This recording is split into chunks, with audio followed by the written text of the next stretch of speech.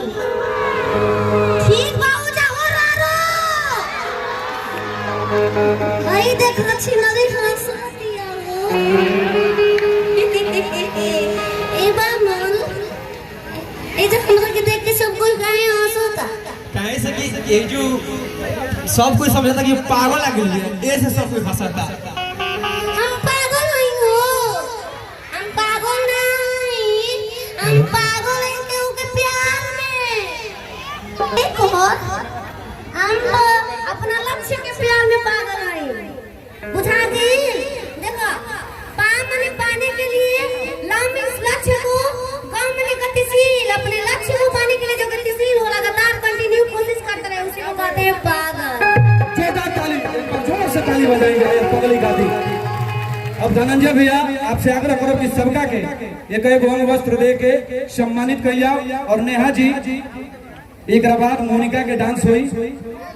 Monika dance करी हाँ अरे बढ़िया डांस करे भाई और एक बाद अपना लायक एगो कोनो गाना दे दा मोनिका तो डांस हुई ओकरा बाद तोहार एगो वीडियो के देखल जाई। हम तो पहले गाना गाना देवी माई के आज बताओ आज नवरात्र में लास्ट दिन हो नवमी नहीं होता आज एगो पहले देवी माई के गीत होके के चाहिए कि ना होके के चाहिए ना एक बार प्रेम से बोलो सच्चा दरबार की मां सरस्वती की मां शेरावाली की गीत गा दी। एक मिनट नेहा अरे तू साचो में पागल नहीं की रे तू ढेर चनाक बाड़ी हम कबे से चिचियात नहीं कि जोर से जयकारी लगाओ जा केहू ना बोलत रहलो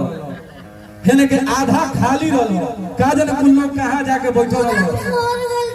आ तू जो गइली त देख मैं भर गइला भाई कैसे खोजबो भाई अपन पुरस्कार लेला 30 रुपया के पुरस्कार तोहरा के राजू राम से तरफ से कम पैसा हम लेबो। अच्छा तोहरा के औरी दिहल जाई अभी औरी हाल हमें इतना कम ना 50 गो बा ठीक है आशीर्वाद हमके भर के चाहिए वो बोलते नहीं थे आवाज ये ना बुझाइल कहतड़ी कि तोहन लोग के पैसे ना आशीर्वाद भी चाहिए तो आशीर्वाद मिली ना हमके पैसा ना चाहिए पैसा लोगेला ना आशीर्वाद दिखेला पीछे जे लोग खड़ा बा बैठ जाओ भैया सम्मानित कइल जाओ सबका के एक अंग वस्त्र से शुरू कइल जाओ नेहा सिंह पगली से तोहरा के एगो अंग वस्त्र बहुत बहुत धन्यवाद जय हो चलो धन जी